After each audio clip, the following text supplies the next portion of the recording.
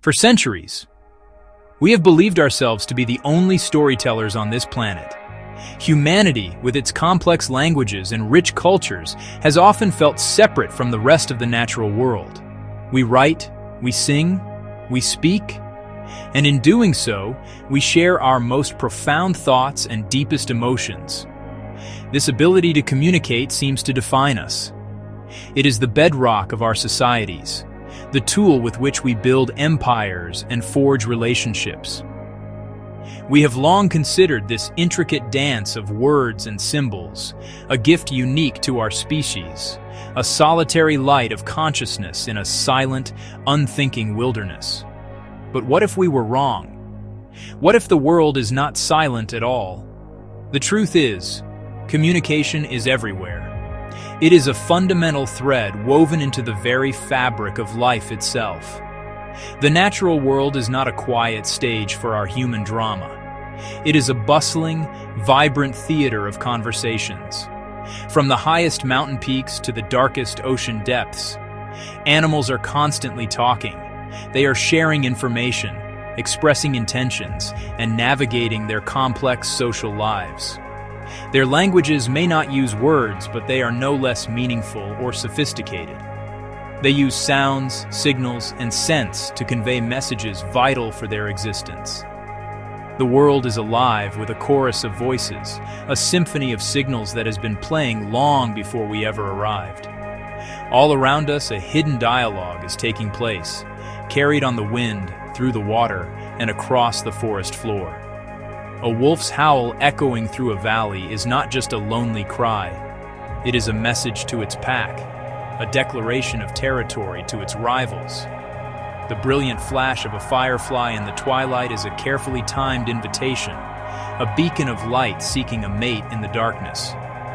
Even the intricate dance of a honeybee is a form of storytelling, a set of precise instructions that maps out the location of a hidden treasure. These are not random acts or simple reflexes. They are deliberate, purposeful acts of communication, each with its own grammar and vocabulary. In this journey, we will explore these hidden languages. We will travel across continents and dive into oceans to hear the songs of whales that travel for hundreds of miles, witness the dazzling courtship displays of birds of paradise, and follow the invisible scent trails of insects.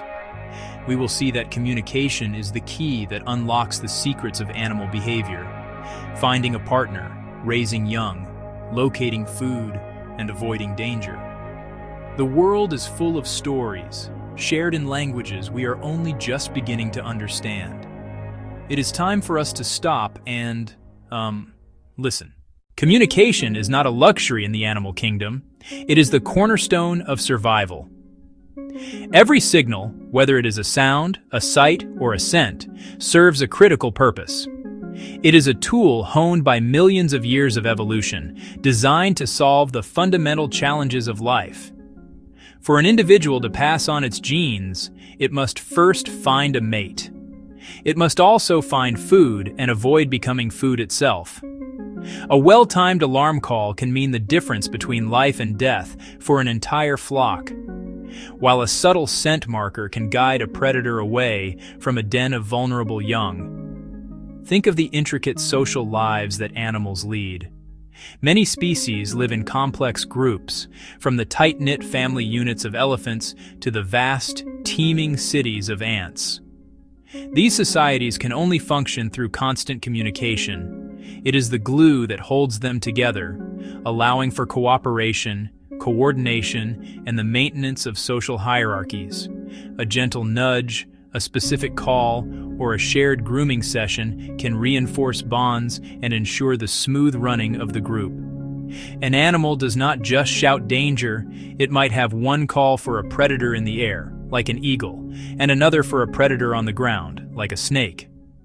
This allows the group to respond appropriately, either scattering for cover or mobbing the threat. Similarly, a courtship display is not just a general invitation, it is a detailed resume, conveying information about the sender's health, strength, and genetic quality. To truly understand the lives of animals, we must learn to see these signals as meaningful messages. We must train our senses to perceive the world as they do. We need to pay attention not only to the sounds they make, but also to the way they move, the colors they display, and the chemical trails they leave behind. Every flicker of an ear, every flash of a wing, every puff of pheromone is a word in a language that speaks of life, struggle, and connection. By tuning into these conversations, we are not just observing animals. We are gaining a deeper insight into the very nature of existence itself and our place within it. Sound is one of the most powerful and immediate forms of communication in the natural world. It can travel over long distances and bend around obstacles. It can carry messages through dense forests or in the dead of night. For many creatures, their voice is their primary tool for navigating the world and connecting with others. These vocalizations are far from simple noises. They are complex signals, rich with meaning and purpose. We can think of them as a great symphony, with different animals playing their unique parts. There are songs to woo a partner, calls to keep in touch with family, sharp alarms to warn of approaching danger. Among the most beautiful and intricate of these vocalizations is birdsong. A bird's song is far more than just a pretty melody. It is a declaration of identity and a claim to a piece of the world. A male songbird, singing from a high perch at dawn, is broadcasting several messages at once. To other males, his song is a clear warning: "This territory is mine. Stay away." To females, the same song is an irresistible invitation, showcasing genetic quality and potential as a provider. The melody, the rhythm, the pitch. The variety of calls is astonishing. Beyond elaborate songs, birds use a wide range of simpler calls for daily life. Contact calls, short, simple notes to keep track while foraging in thick undergrowth. It's a way of saying, "I'm over here. Where are you?" Even creatures we might not associate with complex voices use sound to organize their world. Think of the chorus of frogs filling a wetland on a spring evening. Each frog species has a distinct, repeated call, so males space out and females find the right mate. Similarly, crickets create a steady, rasping call. Cicadas produce a loud, sustained drone. Together they form a deafening buzz, each individual adding to a collective signal that advertises presence and readiness to mate. The ocean is a world of immense pressure, limited light, and vast distances. In this environment, sound reigns supreme. Sound travels more than 4 times faster in water than it does in air, allowing it to carry messages across entire ocean basins. For the giants of the deep, like whales and dolphins, vocal communication is the very essence of their social existence. We are only just beginning to decipher. Humpback whales are famous for their haunting, elaborate songs. These are not simple, repetitive calls, but long, structured compositions with repeating themes and phrases. The songs can last for over 20 minutes and are sung only by the males, primarily during the breeding season. What is truly fascinating is that these songs evolve over time. All the males in a single population will sing the same song, but it will gradually change, with new elements being added and old ones discarded in a remarkable display of cultural transmission. Dolphins, on the other hand, engage in a more conversational style of communication. Each dolphin develops a unique signature whistle within the first few months of its life, which acts much like a name. They use these whistles to identify themselves and to call out to specific individuals within their pod. When dolphins meet at sea, they will often exchange their signature whistles, as if introducing themselves. Toothed whales, including dolphins and orcas, use a series of high-frequency clicks for echolocation. This biological sonar allows them to see with sound. They can locate prey, navigate through murky waters, and avoid obstacles with incredible precision. Section 3. The sound of danger. In the wild, the difference between life and death can be a matter of seconds. For many animals, a keen ear and a quick vocal response are their best defense against predators. An alarm call cuts through the normal chatter of the environment, a sonic emergency broadcast that commands attention. When one individual spots a threat, its cry can save the lives of its entire family or group. The vervet monkeys of Africa are a classic example. They have a distinct alarm call for leopards, which causes the other monkeys to run up into the trees for safety. They have another call for eagles, which makes them look up and seek cover in dense bushes. And they have a third call for snakes, which causes them to stand up on their hind legs and scan the grass. A small bird like a chickadee might produce a high-pitched seat call when it spots a hawk flying overhead.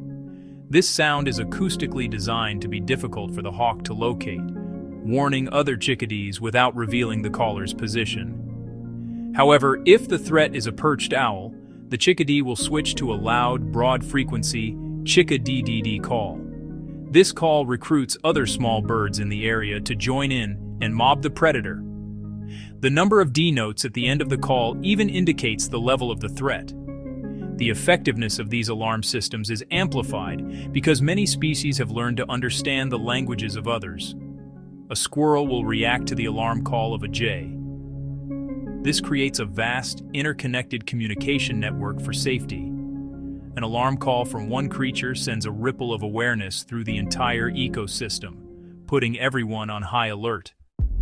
Section 1. The silent conversation of gestures. Beyond the world of sound, a rich and complex dialogue is constantly unfolding through the silent language of the body. Primates, our closest living relatives, are masters of this silent language. Their expressive faces mirror our own. A soft gaze and a relaxed posture can signal reassurance, while a direct stare with tensed muscles is a clear threat. Gestures are also a key part of their vocabulary. Grooming, the act of carefully picking through another's fur, is far more than just hygiene. It is used to build alliances, comfort a distressed individual, and reinforce the intricate bonds that hold their society together. The position of a wolf's tail, for instance, is a clear indicator of its status within the pack. A dominant wolf will hold its tail high, while a subordinate wolf will hold its tail low, or even tucked between its legs, to show deference. Similarly, the posture of a domestic cat can tell you everything you need to know about its mood. An arched back and bristling fur is a universal sign of fear or aggression, while a slow blink is a signal of trust and contentment. Even the simple act of touch carries profound meaning. Elephants will gently intertwine their trunks with family members as a form of greeting and reassurance. Section 2. The art of the courtship display. When it comes to finding a mate, simply making a sound is often not enough. To win the affection of a potential partner, many animals must put on a spectacular visual performance. These courtship displays are among the most elaborate and beautiful sights in the natural world. Perhaps no group has perfected this art like the birds of paradise. A male clears a patch of forest floor, his personal stage. When a female appears, he begins his performance. He transforms into a kaleidoscope of color and motion. He may fan his feathers into geometric shapes. This is honest signaling. A peacock's enormous iridescent train is a prime example. Growing and maintaining those feathers costs energy and signals good health. Only the strongest males can bear that handicap. At a sage grouse lek, dozens of males strut and inflate bright yellow air sacs. The female assesses multiple performers, their energy, stamina, and display quality. She chooses the best. Section 3. A canvas of skin and feathers. Cephalopods, octopus, cuttlefish, and squid are the undisputed masters of color change. Their skin contains millions of tiny, pigment-filled sacs called chromatophores. By contracting or relaxing these muscles, they can change their color and skin pattern in a fraction of a second. A cuttlefish can produce waves of shimmering color across its body to mesmerize a mate or flash stark, contrasting patterns to intimidate a rival. The vibrant red, yellow, or orange of poison dart frogs are not meant to be beautiful. They are a stark and memorable warning to predators. "Do not eat me. You will regret it." Predators quickly learn to associate these bright colors with a bad experience. The brightness of a male housefinch's red feathers, for example, is directly related to its diet. A brighter red indicates that the bird is a more successful forager. A female finch can assess a male's quality with just a glance. Section 4. The language of coordinated motion. Sometimes the most powerful messages are not sent by an individual, but by the collective. There is no single leader giving commands. Instead, each individual follows simple rules, responding to the movements of its immediate neighbors. This coordinated flight is thought to be a primary defense against predators like falcons. A predator finds it hard to single out any one bird. Beneath the waves, schools of fish do the same. They turn and flash their silvery sides in perfect unison. This can form a wall of mouths to intimidate a predator or a confusing blitz that overwhelms a hunter with sensory input. Perhaps the most precise example is the waggle dance of the honeybee. The dance's direction indicates the food's direction relative to the sun. The duration of the waggle communicates distance. Through this elegant motion, the bee gives her sisters a precise map. Communication is not always something we can see or hear. In the animal kingdom, some of the most profound and important messages are completely invisible. They are carried on the air, written in a chemical language of scents and pheromones. Mammals, with their powerful sense of smell, are experts at this chemical conversation. Many use scent marking to define their territories. A wolf or a tiger will strategically deposit urine or rub scent glands on trees and rocks along the borders of its domain. This act is like putting up a fence with a sign that reads, "This area is occupied." The scent tells other animals who lives there when they passed by, and whether they are a potential rival or mate. A male deer, for example, can tell from the scent of a female's urine whether she is ready to mate. This allows him to focus his energy on receptive females and avoid wasting time. The world of insects is particularly dominated by this chemical language. Ants are a perfect example. As they forage for food, they lay down a trail of chemicals called pheromones. This trail acts as a map, guiding their nestmates directly to the food source. Some chemical messages are not meant to be left on a surface. They are designed to travel, to drift on the wind and cover vast distances. The classic example of this is the female emperor moth. When she is ready to mate, she releases a tiny amount of a powerful sex pheromone into the night air. The male emperor moth has enormous feathery antennae, exquisitely designed to catch these molecules. His antennae are so sensitive they can detect a single molecule. Once he detects it, he flies upwind, following the scent plume through the darkness, navigating his way directly to her. This chemical beacon ensures two solitary creatures can find each other to create the next generation. When a plant is attacked by a herbivore, it releases specific volatile chemicals into the air, a distress signal. This signal attracts predators of the attacking herbivore. A parasitic wasp can smell these volatiles and is drawn in to lay eggs inside the caterpillar, effectively acting as a bodyguard for the plant. For some animals, the ground beneath their feet or the web they live on becomes the medium for their messages. They speak a language of vibrations. Spiders are the ultimate masters of vibration-based communication. Their web is not just a trap. It is a sophisticated information network. The spider can distinguish between a struggling meal, a piece of falling debris, or the gentle rhythmic plucking of a male spider courting her without being mistaken for dinner. Elephants communicate over long distances using low-frequency rumbles. While these rumbles travel through the air, they also travel through the ground as seismic waves. Other elephants many miles away can detect these ground-borne vibrations through their sensitive feet and bone structure. This allows herds to stay in contact and to warn each other of danger. Mole rats, living in complex networks of dark tunnels, use vibrations to communicate. They will drum their feet or bob their heads against the tunnel walls to send messages to their colony mates. When an animal is attacked or injured, it can release specific alarm pheromones. This phenomenon is well documented in many species of fish. When a minnow is injured, its skin releases a substance called Schreckstoff. As this substance dissolves in the water, the effect is immediate and dramatic. The entire school becomes agitated. When a guard bee stings an intruder, her stinger releases a pheromone that smells to us like bananas. For the bees, it is a powerful call to arms. It instantly alerts other bees and triggers aggressive defense. Scientists proved this with experiments. Dabbing a small amount of the alarm pheromone on a stick and placing it near a group of ants, they can trigger the full defensive response without any real danger being present, proving that the chemical itself is the message. Section 1. The Art of Teaching and Learning. Communication in the animal kingdom is not always a fixed, unchanging script written by instinct.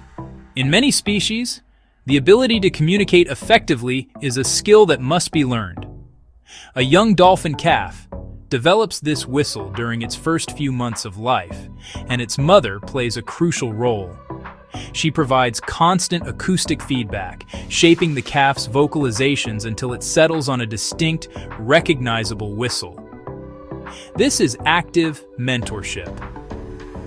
A young chimpanzee learns the meaning of different gestures and calls by watching its mother and elders. A mother might demonstrate how to use a tool, then patiently guide her offspring's clumsy attempts. Adult meerkats teach pups how to hunt dangerous prey like scorpions. At first, adults bring pups dead scorpions. As pups get older, adults bring live scorpions with the stinger removed. Throughout, adults use specific encouragement calls to motivate the pups. This graduated learning system is a clear example of teaching. When learning and social transmission become the primary way that communication skills are passed down, culture can emerge. The evolving songs of humpback whales are one of the most compelling examples. From one year to the next, that song will change. A population of song sparrows in one region may have a distinct accent, compared to a population just over a mountain range. These local variations are a clear sign of cultural transmission. In chimpanzees, different groups have developed their own unique tool use traditions. One group might use stones to crack open nuts. Another group uses sticks to fish for termites. These behaviors are passed down from mother to child. Communication systems are not static. In response, many urban bird species have adapted by changing their tune. They have been observed singing at a higher pitch or frequency to lift their songs above the traffic noise. As we delve deeper, we are forced to confront one of the most profound questions. How much of it is intentional? Elephants can remember and recognize the specific calls of hundreds of other individuals, even after years of separation. There is also growing evidence that animals can take their audience into account. A chimpanzee is more likely to use a gesture to request food from a human who is looking at them than from one whose back is turned. This leads us to the question of deception. A plover will feign a broken wing to lure a predator away from its nest of vulnerable chicks. This is not a reflexive action. It is a calculated performance, demonstrating a clear intention to protect its young. It's really quite deliberate. Throughout our journey, we have explored the myriad ways in which the natural world communicates. We have seen that the planet is far from silent. It is alive with a constant, complex, and deeply meaningful exchange of information. These intricate languages serve clear and vital purposes. Communication is the essential tool that makes this possible.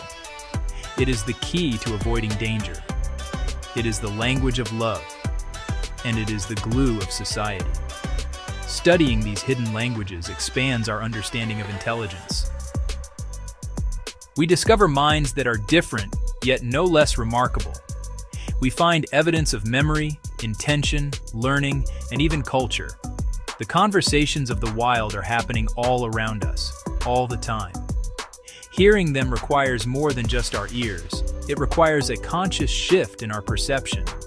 The symphony of nature is a delicate one, and the rising tide of human noise is threatening to drown it out. Our actions are silencing the world, and we must strive to quiet our own impact to preserve these ancient conversations.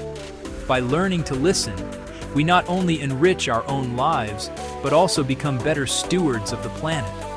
This deeper understanding fosters empathy and a sense of shared existence. The wild is always speaking. We just need to learn how to listen. Subscribe to Kendu Global Files for more 20-minute documentaries that reveal the hidden conversations of our planet.